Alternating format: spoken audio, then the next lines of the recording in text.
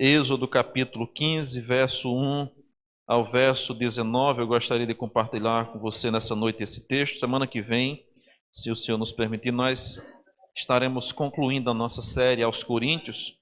Eu terminei o capítulo 14, falta só o capítulo 15 e 16. Eu quero concluir para que a gente entre provavelmente no livro de Eclesiastes.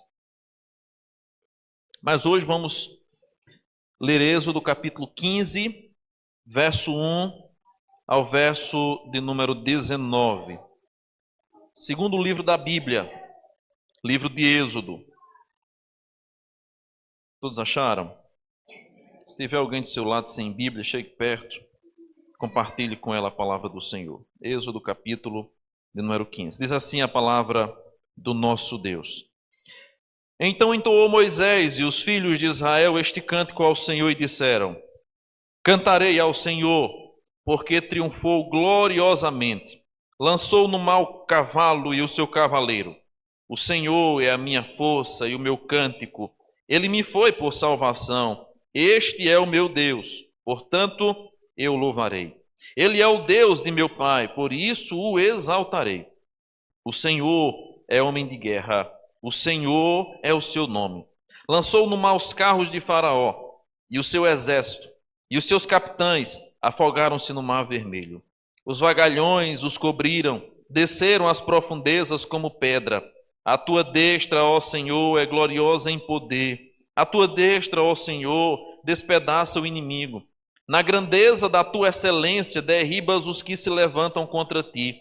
Envias o teu furor, que os consome como restolho. Com resfolgada as tuas narinas, amontoaram-se as águas. As correntes pararam em montão, os vagalhões coalharam-se no coração do mar.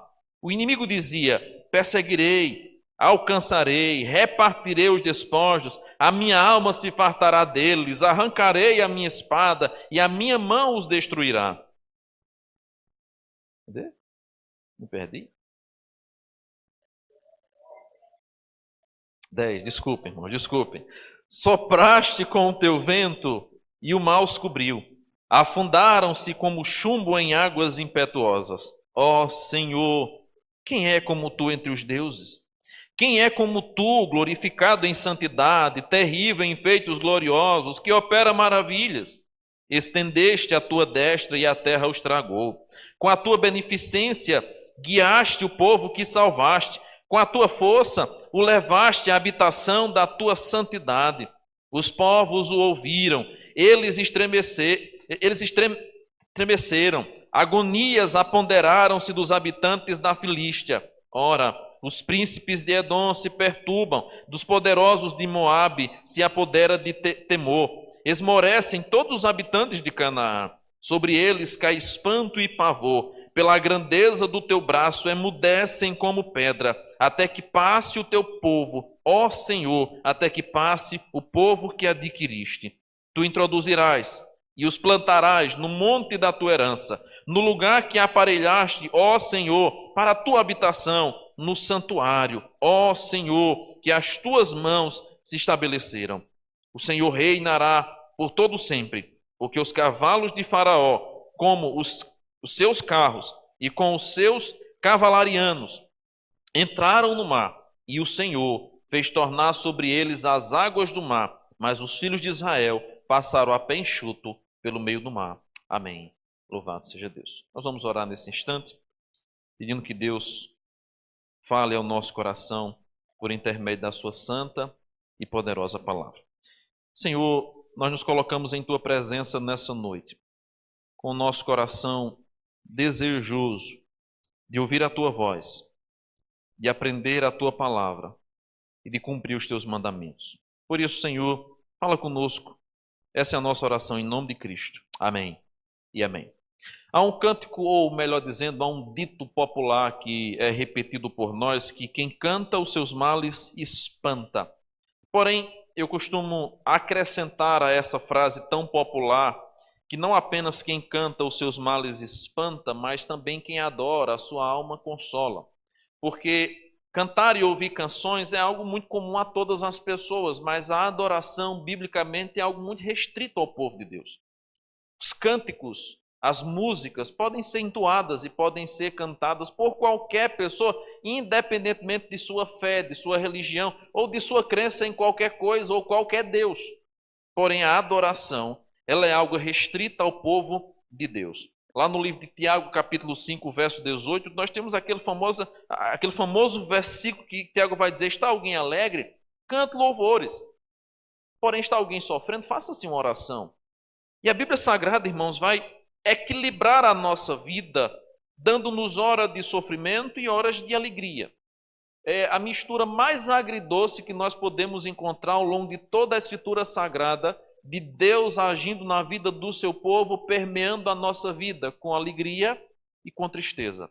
Para que nós, ao mesmo tempo, não sejamos entregues à desolação, ao luto, ao pranto, com o excesso de sofrimento, mas ao mesmo tempo para que nós não nos entreguemos aos prazeres da vida só com alegria, só com coisas boas. Por causa disso, então, o cristão maduro é alguém que canta mesmo em meio ao sofrimento. Em Jó capítulo 35, versículo 10, nós vamos encontrar uma menção muito interessante de Jó, quando ele vai dizer: mas ninguém diz, onde está Deus que me fez, que me inspira canções de louvor durante a noite?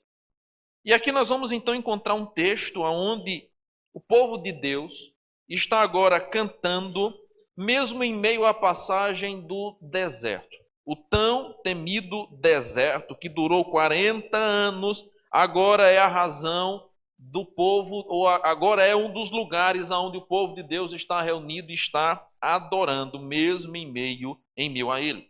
E aqui nós temos no capítulo 16, ou melhor dizendo, no capítulo 15, aquele momento específico em que o povo havia atravessado o Mar Vermelho. Capítulo 14, nós temos o povo diante do mar, com o faraó atrás, vindo com seu exército, com todos os seus carros e cavaleiros, para perseguir o povo, e o povo se encontra encurralado. É naquele momento, então, que o povo de Deus começa a questionar Moisés a respeito de por que ele havia levado o povo, tirado o povo do Egito, para levar para morrer naquela terra. E uma das perguntas que o povo faz é: será que não tinha sepultura? Será que não tinha cova suficiente lá no Egito? E o Senhor nos trouxe até aqui para que nós morramos e venhamos a perecer nessa terra. Desde os tempos antigos, irmãos, nós vamos perceber, e daqui a pouco eu vou ler um texto de Ezequiel que fala sobre isso, alguém que morria e não era sepultado era alguém extremamente desprezado. Alguém que morria e não tinha um lugar para ser sepultado, ou propositalmente não era sepultado. Isso era sinônimo, isso era sinal de escárnio, de desprezo, e que aquela pessoa de fato era uma pessoa inútil, ruim. E aqui nós temos então o povo questionando, só que é quando Moisés então interrompe esse questionamento do povo e diz assim: olha, vocês deixem de olhar para baixo, para cima, para os lados, e atentem no livramento do Senhor. Vede o livramento que o Senhor preparou para vocês. E é então no versículo de número 26 do capítulo 14 em diante, que nós vamos encontrar o povo passando pelo mar, mas agora também os egípcios, juntamente com o faraó, perecendo com as águas do mar que se fecham. Ao chegar no capítulo 15, quando o povo então já está agora do outro lado do mar, que nós vamos encontrar Moisés entoando um cântico. E nesse cântico então, que pode ser dividido em duas partes, do verso 1 ao verso 18, nós temos o cântico de Moisés e dos filhos de Israel, e do verso 19 ao verso 21, o cântico entoado por Miriam e por todas as mulheres. Você vai perceber aí a maneira pela qual o povo agora adora ao Senhor após atravessar aquele mar vermelho. E aqui eu quero observar com os irmãos algumas lições de por que nós devemos cantar e adorar o Senhor, mesmo quando a nossa vida parece um deserto. Qual a razão de cantarmos ao Senhor quando a vida parece um deserto? Adorar e cantar ao Senhor quando tudo vai bem, conforme falei semana passada, isso é algo muito fácil, prazeroso. Porém, o desafio da vida cristã e a ordenança do Senhor mesmo, em tantos outros textos mais, é que nós o adoremos independentemente das circunstâncias. Mas a pergunta é: como? Qual a razão Por qual motivo nós haveremos de adorar o Senhor quando estivermos passando pelo vale? E o texto vai nos responder, e eu quero observar pelo menos três, embora haja outras razões para isso, mas em primeiro lugar, porque o Senhor é a nossa força, e o verso 1 e 2 vai dizer isso. Entoou Moisés aos filhos e os filhos de Israel este cântico, e disseram: cantarei ao Senhor, porque triunfou gloriosamente no mau cavalo e o seu cavaleiro. O Senhor é a minha força e o meu canto. Primeira razão exposta é porque o Senhor é aquele que é a nossa força. Aqui nós temos Moisés e o povo entoando este canto. É um povo que mesmo após terem murmurado, mas agora ao se depararem com a ação providencial de Deus, estão adorando ao Senhor. E aqui nós vamos perceber que essa canção que eles entoam ao Senhor, ela é fruto de uma experiência vivida por Deus. E na Bíblia Sagrada nós vamos encontrar alguns momentos da história onde o povo de Deus entoa um novo cântico. Se você puder abrir sua Bíblia rapidamente, lá no último livro da Bíblia, então não vai dar muito trabalho de você achar, Apocalipse capítulo 14, verso 3, você vai encontrar aí uma menção de que o povo de Deus entoa um novo cântico. E essa expressão novo cântico, ela vai aparecer no livro de Salmos vastamente e em tantos outros momentos da história do povo de Deus. E aí diz o texto, Apocalipse capítulo 14, verso de número 3. Diz assim: entoavam um novo cântico diante do trono, diante dos quatro seres viventes e dos anciãos. E ninguém pôde aprender o cântico, senão os 144.000 que foram comprados da terra. Não vou observar o que significa os 144.000, nós não vamos analisar isso agora, é claro. Mas em resumo, aqui o texto trata daqueles que foram lavados e remidos pelo Senhor, o povo de Deus, que estava diante do Senhor. Entoavam a ele um novo cântico. Esse mesmo cântico é dito lá no livro de Salmos, capítulo 40, versículo 3, quando o salmista passa por uma experiência com Deus, ele vai dizer que Deus o tirou de um tremedal de lama e pôs os seus pés sobre uma rocha. Aí ele vai dizer, e me pôs nos lábios um novo cântico, um hino de louvor ao nosso Deus. Logo no verso 4 ele vai dizer então, muitos verão essas coisas, temerão e confiarão no Senhor.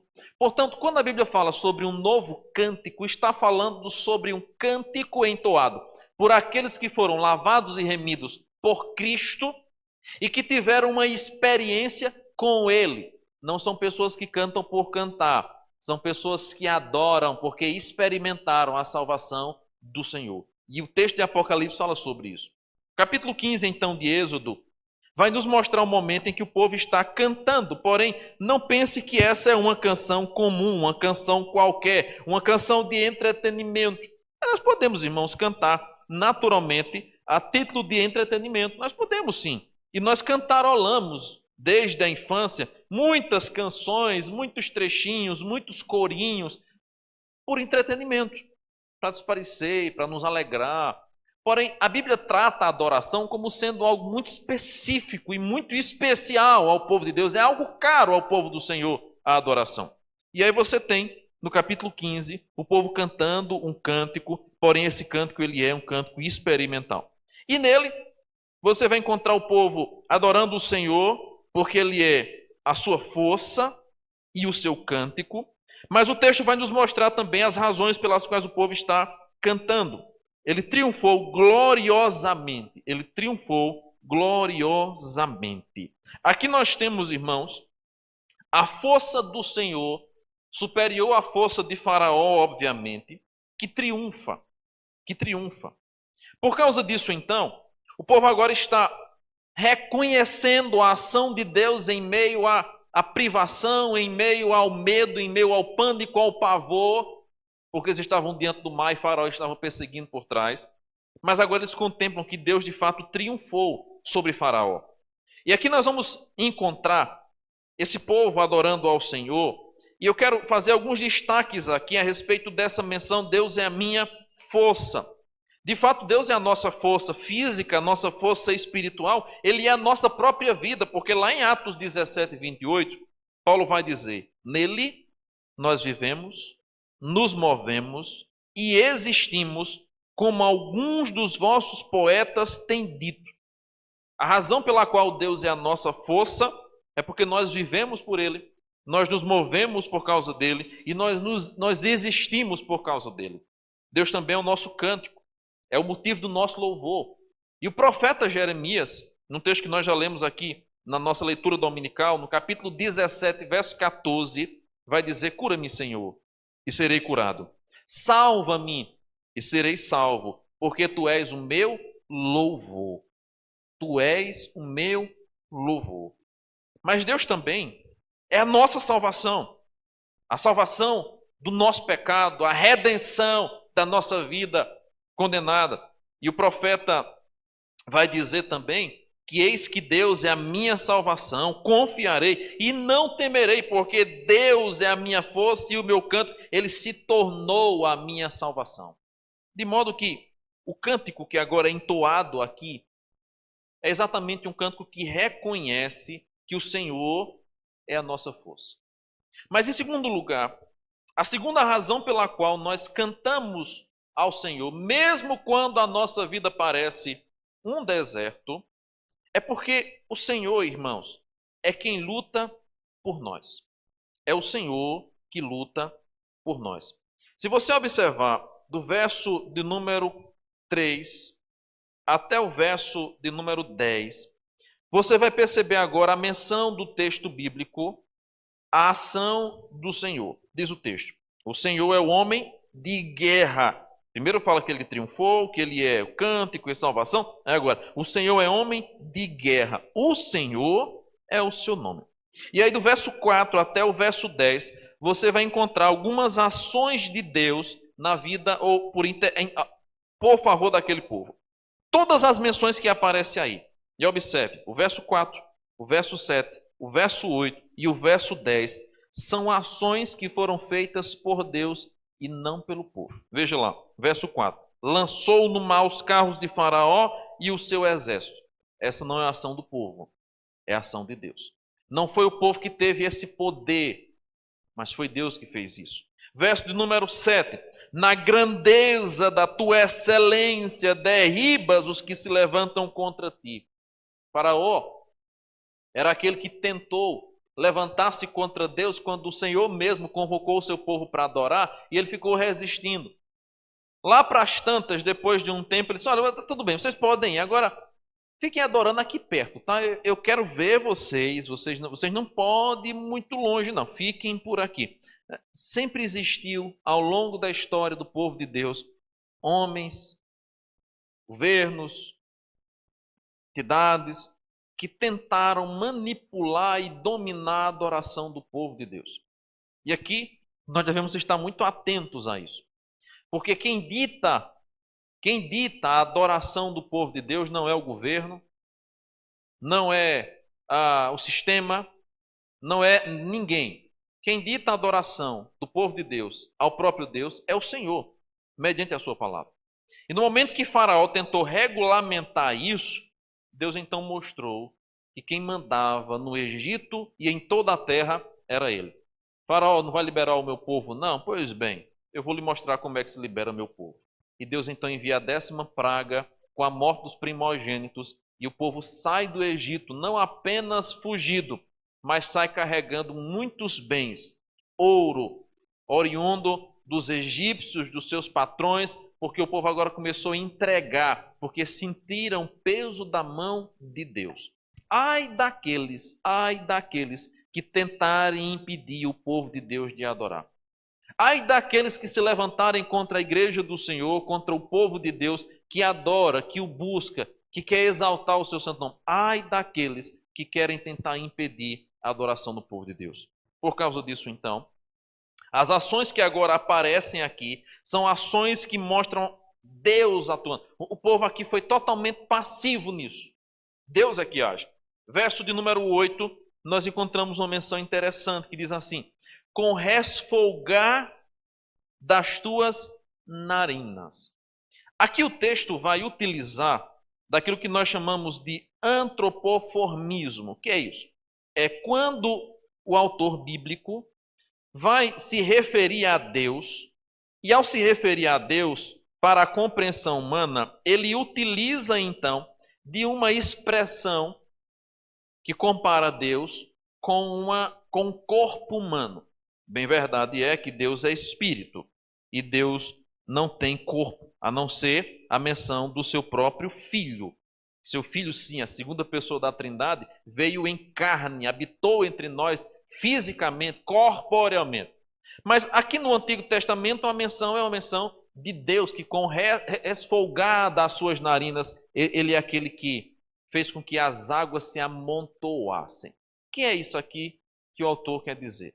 Que o poder de Deus é tão grande que o simples ato dele respirar é suficiente para fazer com que as águas do mar se abram e um paredão seja feito simplesmente com o poder da sua respiração. É a respeito disso também que o salmo que nós lemos ainda há pouco, Salmo 89, versículo 9, vai dizer: dominas a fúria do mar, quando as suas ondas se levantam, tu as amainas. A ideia aqui, a palavrinha significa, Deus é aquele que acalma, é aquele que tem domínio, que tem controle sobre essas coisas. Por isso que o texto vai nos apresentar aquele que com resfolgada as suas narinas amontoou as águas e as correntes pararam em montão. Em montão. Verso de número 10, nós temos uma outra ação, mas ela também é de Deus. Sopraste com o teu vento e o mar os cobriu. Afundaram-se como um chumbo em águas impetuosas. Aqui é aquele movimento de aspirar e expirar. Deus puxou o vento, a ideia é Deus aspirou e as águas pararam. E as águas foram puxadas e se amontoaram, paralisadas, enquanto todo aquele povo passou a pé. Irmãos, a Bíblia não trata muito bem quantas horas especificamente durou essa travessia, mas foi uma travessia um tanto quanto demorada, viu? Porque imagine você, mais de um milhão de hebreus passando por ali. Imagina só a cena. E depois, todo o exército de Faraó atrás, tentando alcançar aquele povo. Imagine 1 milhão de pessoas atravessando num grande corredor por dentro do mar. Provavelmente havia mais de 1 milhão, tá? Pelas contagens que nós fazemos, há muito mais de 1 milhão de pessoas que saíram do Egito. Mas vamos colocar aí a casa de 1 milhão de pessoas passando. Ora, se você faz qualquer evento, a igreja, nossa pequenininha igreja, poucos irmãos reunidos, 100 pessoas reunidas, para sair aqui, na hora de sair, dá aquele congestionamento, né? E vai devagarzinho, eu tenho que dar uma carreira aqui na lateral para conseguir alcançar vocês lá, porque já congestiona. Imagina um povo carregando todo mundo, carregando os troços, carregando mala, carregando menino pelos braços. Não sei se levavam animais porque faziam sacrifícios também. Imagina a demora para atravessar o mar. Demorou muito tempo. E Deus sustentou aquelas águas paradas enquanto eles atravessavam. Na linguagem de Moisés, Deus aspirou. Deus, com resfolgada as suas narinas, fez com que parasse. Ao mesmo tempo, Deus soprou. É como que Deus, apenas no suspiro de Deus, apenas em um único ato de puxar e soltar, Deus tivesse feito tudo aquilo. Aquilo que era extraordinário, sobrenatural, nunca visto antes, impensado, incalculável, impossível de acontecer, Deus fez apenas com um simples ato de respirar. Ele aspirou e expirou, e aconteceu. É essa a linguagem que Moisés está tratando para mostrar a ação, o poder de Deus sobre os homens, sobre a natureza, sobre tudo que está debaixo dos céus. Por causa disso, então, o texto vai nos apresentar que é o Senhor que luta por nós. As nossas lutas são travadas pelo Senhor. E aqui nós temos uma segunda razão pela qual nós devemos cantar, mesmo quando a vida parece um deserto. Primeiro, porque o Senhor é a nossa força. Segundo, porque é Ele que luta por nós. O povo não teve ação, o povo não teve feito aqui, o povo não fez nada. Foi Deus que fez tudo. Na minha vida e na sua vida não é diferente. Não é diferente. É Deus que luta por nós, por isso que a sua palavra nos diz que Deus concede aos seus amados, Deus dá a eles, enquanto eles dormem. Pelo amor de Deus, não pegue esse texto para achar que Deus ama os preguiçosos, tá bom? Não é isso não. Não pense que Deus ama, né, conceder bênçãos ao preguiçoso. Então eu vou dormir agora, vou me deitar, vou ficar esperando lá o programa do governo, trazer a comida para minha casa. Pelo contrário, não é sobre isso. O texto fala sobre a ação providencial de Deus, mesmo quando nós não temos a mínima condição de fazer nada. E todos nós que fomos lavados e remidos pelo sangue do Cordeiro, já experimentamos momentos na nossa vida em que nós não podíamos fazer absolutamente nada, mas Deus fez tudo. Deus fez tudo. Ah, pastor, mas na minha vida não. Minha saúde é de ferro, eu nunca adoeci, eu sempre saí cedo, voltei tarde, eu sempre trouxe. Mas quem foi que lhe deu a saúde? Quem foi que lhe deu o vigor? Quem foi que lhe deu a energia? Quem foi que lhe deu a vitalidade? Quantas pessoas não eram exatamente assim, e de repente, por um momento da sua vida, um resultado de exame inesperado, tiveram a sua vida virada de cabeça para baixo? Uma doença que acometeu o sangue, que acometeu uma parte do corpo, que acometeu sei lá o quê, e a pessoa tem a vida completamente de cabeça para baixo. Porém, aqui o texto nos apresenta um Deus que luta por nós. E porque Ele luta por nós, nós podemos descansar na certeza de que nós seremos vitoriosos em todas e em quaisquer circunstâncias que venhamos passar, porque é Deus que está lutando por nós. É Ele que está travando a batalha. E o texto apresenta isso quando fala, todas as referências aqui, foi Deus que fez. Foi Ele que lançou, foi Ele que na sua grandeza derribou, foi Ele que com o seu resfolgar amontoou as águas, com o seu sopro fez as águas voltarem ao lugar e cobrir aquele povo.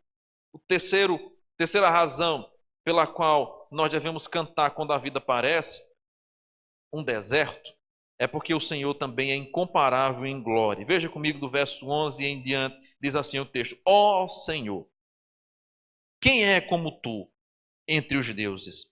Quem é como tu, glorificado em santidade, terrível em feitos gloriosos, que operas maravilhas? O Senhor é a nossa força, o Senhor é quem luta por nós, mas o Senhor também é incomparável em glória. E aqui nós temos a lembrança daquele Salmo 24, versículo 10, né? Quem é o Rei da Glória? O Senhor dos Exércitos. Ele é o Rei da Glória. Nós temos a lembrança do Salmo 46, 7, que o Senhor dos Exércitos está conosco, o Deus de Jacó é o nosso refúgio, Deus dos Exércitos. A Bíblia Sagrada menciona continuamente essa expressão, o Deus dos Exércitos. Por que a Bíblia fala o Deus dos Exércitos? Sempre, em muitos salmos. Porque nesse contexto, nesse tempo, tantas guerras foram travadas que o povo não tinha a mínima condição de ganhar, mas Deus fez-los vitoriosos pelo seu poder. Lembre da batalha de Gideão. Mais de 22 mil homens se levantam para vir até Gideão e irem à batalha com ele. Aí Deus diz, não, tem gente demais aí, vamos amenizar isso, vamos tirar esse povo. Tem muita gente. Bota o povo lá para tomar água, que eu vou observar como é que eles tomam água. Aí tem uns que se entregava, ia tomar água, né? E aquela coisa toda, e se lambuzava, e não ficava atento. 300 homens, dentre aqueles milhares, eram homens atentos. Apanhava com a mão, botava na boca, só 300. Só 300. Como que Gideão poderia vencer uma guerra com apenas 300 homens? Mas o texto é muito claro. Que era para mostrar que era no poder de Deus que aquele povo venceria. Por isso que em outros momentos o povo também perdeu, porque foram sem autorização de Deus. Então é Deus que luta nossas guerras. É Deus que trava por nós as batalhas. E Ele é o Deus dos exércitos, porque agindo Ele, quem é que pode impedir? Fazendo Ele, quem é que pode desfazer aquilo que Ele fez? É Ele que luta por nós e é Ele que é incomparável, diz o texto, em glória. Quem é como tu? Quem é como tu entre os deuses? E aqui nós vamos perceber que Deus é incomparável em glória, em santidade e em poder. A glória é um atributo incomunicável, exclusivo do Senhor. Ninguém tem, só Ele tem. A Ele a glória para todos sempre, amém. E Ele vai dizer que a sua glória também não é dividida com ninguém. A santidade É exatamente a medida perfeita de Deus, é a maneira pela qual ele age.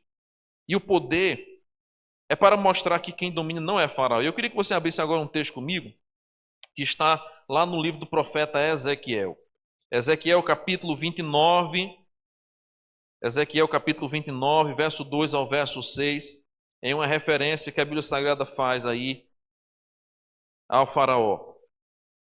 Ezequiel fica depois do profeta Jeremias, capítulo 29, verso 2 ao verso 6. Esse é um texto muito interessante. Eu gosto muito desse texto quando nós observamos o poder de Deus. Ezequiel 29, do verso 2 ao verso 6. Filho do homem, volve o rosto contra Faraó, rei do Egito, e profetiza contra ele, contra todo o Egito.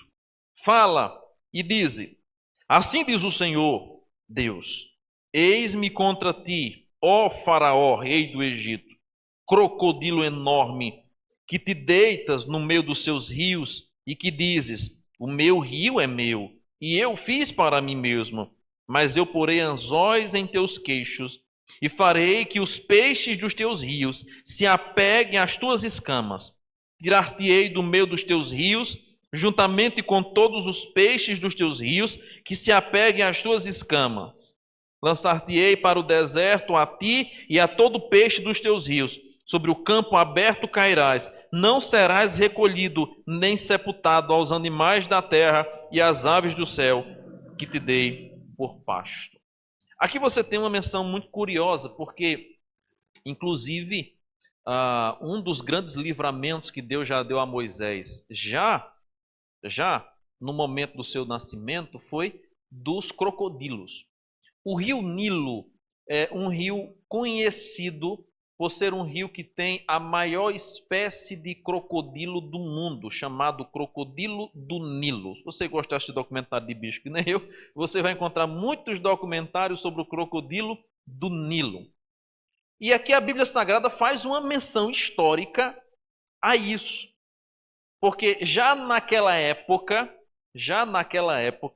o povo tinha contato com esses animais e se espantava com medo deles. Porque o crocodilo do rio era aquele que causava temor e pânico. É como que o povo tivesse total limitação ao rio por medo do crocodilo. Era os crocodilos que mandavam no rio. E Faraó se achava como sendo aquele que dominava tudo e era o dono do rio. O rio é meu e eu fiz para mim. Nós sabemos muito bem a influência, a necessidade e a eficácia dos rios nas cidades, especialmente nesse contexto aqui, onde inclusive muitos achavam o rio sagrado e coisa e tal e tal. Faraó dizia: eu sou dono do rio, foi eu que fiz. Ele se achava tão forte, tão poderoso, que era como que tudo que havia na terra estava debaixo do seu poder, da sua autoridade. Ele era o detentor do poder. Tamanho era o orgulho, a soberba, a altivez de Faraó. Ele diz assim: olha, Faraó, tu que te colocas como um grande crocodilo e achas que o rio é teu, fica sabendo de uma coisa: eu vou lançar anzóis nesse rio. Eu vou te prender nesses anzóis. Eu vou te arrastar para fora desse rio. E peixes vão se apegar à sua escama e você será comido por animais. A ideia clara aqui é: eu vou deixar vocês expostos. E isso, irmãos, de fato aconteceu. Porque no capítulo 15, quando o povo atravessa o mar e Faraó, juntamente com todo o seu exército, é engolido pelas ondas do mar e são mortos, depois, pelo ciclo natural daqueles que morrem por afogamento, salvo algumas exceções, o corpo, com o passar dos dias, boia. E no caso do mar, é levado pelas correntezas e pelo vento até a beira da praia. Não foram poucos que morreram e ficaram expostos ao sol à beira do Mar Vermelho após essa travessia. Deus mostrando que quem domina o Egito, quem domina os céus, quem domina a terra, quem domina todos os exércitos é Ele. Por causa disso, então, Moisés vai dizer: quem és como tu, Senhor? És incomparável. Tu és como nenhum outro Deus pode ser, mas tu és também aquele que conduz o seu povo para um lugar especial. Porque Do versículo 13, irmãos, em diante, nós vamos encontrar uma coisa extraordinária. Com a tua beneficência, guiaste o povo que salvaste. Com a tua força, o levaste à habitação da tua santidade. Qual a razão de nós cantarmos quando a nossa vida parece um deserto? O Senhor é a nossa força, o Senhor é quem luta por nós, o Senhor é incomparável e glória. E na sua glória, o Senhor faz com que todas as coisas rendam a Ele glória. Por isso que o texto vai dizer que Deus, de maneira beneficente, guiou o seu povo, conduziu o seu povo. Ou seja, a história do deserto é a história da ação de Deus.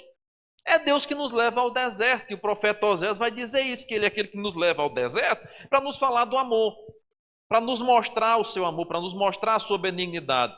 O Salmo 63, que era um salmo que eu até estava pensando em pregá-lo, fala exatamente sobre isso.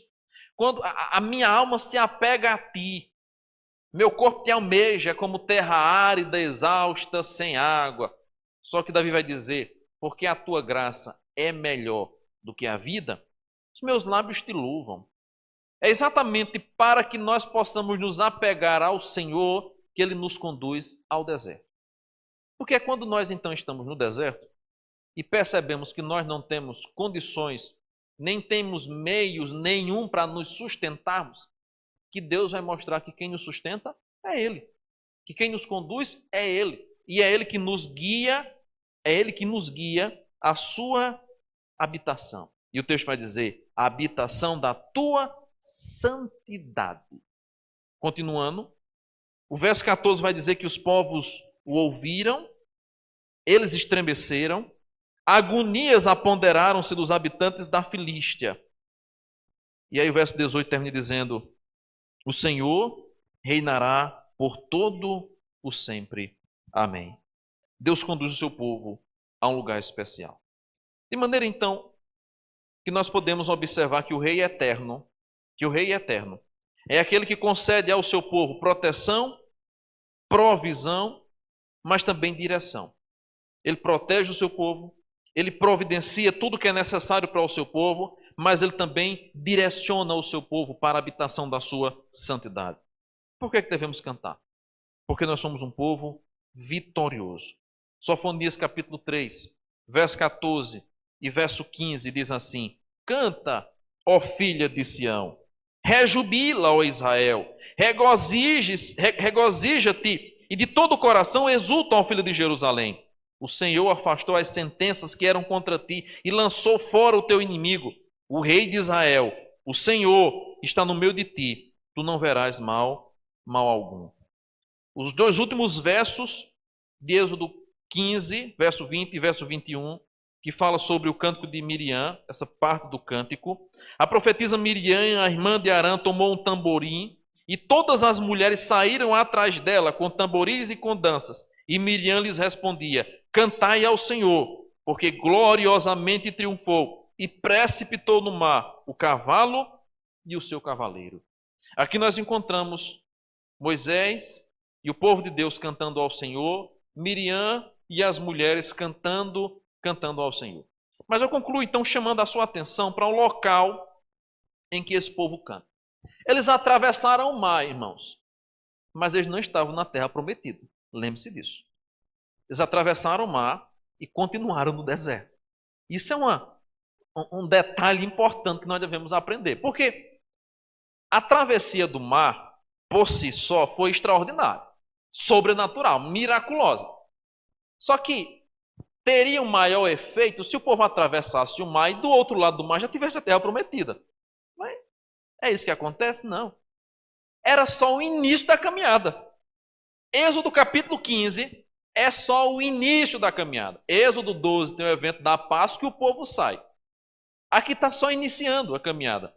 Porque no capítulo 16 vai narrar a ação providencial de Deus no 15º dia do segundo mês. Ou seja, lá no capítulo 16 nós vamos encontrar o povo no seu segundo mês de viagem. 45 dias depois de saírem do Egito. Faltava bem pouquinha coisa para eles. Aqui, provavelmente, o povo ainda estava no seu primeiro mês. Talvez antes disso. bem antes disso. E o povo agora está cantando do outro lado do mar, porém ainda no deserto. E aí eu gosto muito de uma menção bíblica que o próprio apóstolo Paulo vai tratar na sua carta aos Efésios, capítulo 6, quando ele fala sobre o revestimento da armadura de Deus. E quando ele trata então sobre o revestimento da armadura de Deus, ele vai dizer que depois de ter vencido tudo, permanecer inabaláveis. Inabaláveis. A ideia do apóstolo Paulo, ela é muito clara.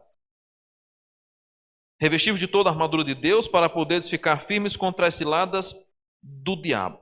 Aí lá no versículo de número 18, Paulo vai dizer: com toda oração e súplica, orando em todo o tempo no Espírito, e para isto vigiando com toda perseverança e súplica por todos os santos. E o verso 13: portanto, tomai toda a armadura de Deus para que possais resistir no dia mau, e depois de terdes vencido tudo, permanecer inabaláveis. A ideia do apóstolo Paulo aqui é a seguinte: Deus haverá de nos fazer vencermos dias maus, e Ele faz.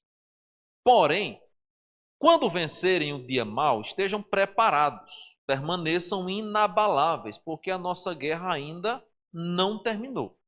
A nossa luta aqui nesse mundo só vai terminar quando Jesus voltar.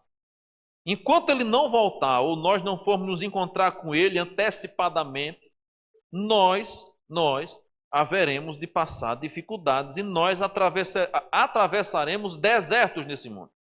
Por causa disso, então, o lugar que nós devemos adorar o Senhor não é somente quando chegarmos na terra prometida, mas é agora, no deserto. Então, o lugar que o povo adora a Deus após atravessar o Mar Vermelho é ainda no deserto. E é exatamente o lugar em que eu e você precisamos aprender a adorar a Deus. Nos momentos mais difíceis da nossa vida, nos períodos mais áridos que possam existir, permanecemos adorando ao Senhor. Lá em Mateus capítulo 26 e Marcos 14, verso 26, Jesus e os discípulos, depois de terem ceado, o que é que eles fazem? Cantam um hino. Logo em seguida, para onde Jesus vai? Para o Calvário. Paulo e Silas, Atos capítulo 16, verso 25, estavam presos, mas cantaram na prisão. E o louvor, eles cantavam e adoravam e bendiziam ao Senhor, abriram-se as cadeiras. 1 Coríntios, verso 15, o capítulo 15, verso número 57, o apóstolo Paulo vai dizer: graças a Deus que nos dá vitória por intermédio de nosso Senhor Jesus Cristo. E o Salmo 98, verso 1 diz: cantai ao Senhor o cântico novo, porque Ele tem feito maravilhas. A sua destra e o seu braço santo lhe alcançaram a vitória. Por que, irmãos, nós devemos então cantar ao Senhor quando a nossa vida parece um deserto? Primeiro, porque Deus é a nossa força. Segundo, porque é Ele que luta por nós. Terceiro, porque Ele é incomparável e em glória. Nós temos ou não temos motivos para adorar o Senhor? Temos. De sobra. E devemos fazer isso. Não importa as dores, não importa as circunstâncias, não importa o lugar em que nós estejamos, nós devemos permanecer firmes adorando ao nome do Rei da Glória, porque Ele tem lutado por nós e tem nos feito mais do que vencedores pelo seu poder. Que Deus nos ajude a permanecermos firmes em todas e em qualquer adversidade que viemos enfrentar. Fique de pé, vamos orar nesse instante e cantarmos um louvor ao Senhor. Senhor, muito obrigado pela Tua palavra, pelo Teu ensino, exortação e consolo. Que possamos adorar o Teu nome, cantar ao Teu nome, em toda e qualquer circunstância, em todo e qualquer local. Que o Teu louvor esteja nos nossos lábios continuamente, porque a Tua graça ela é melhor do que a própria vida. Por isso nós te louvamos, por isso nós te exaltamos. Cumpre em nós o teu querer, cumpre em nós a tua vontade. Nos ensina a andarmos pelos teus caminhos, a sermos conduzidos aos pastos verdejantes, seguindo o teu pastorio. Em nome de Cristo nós oramos. Amém e amém.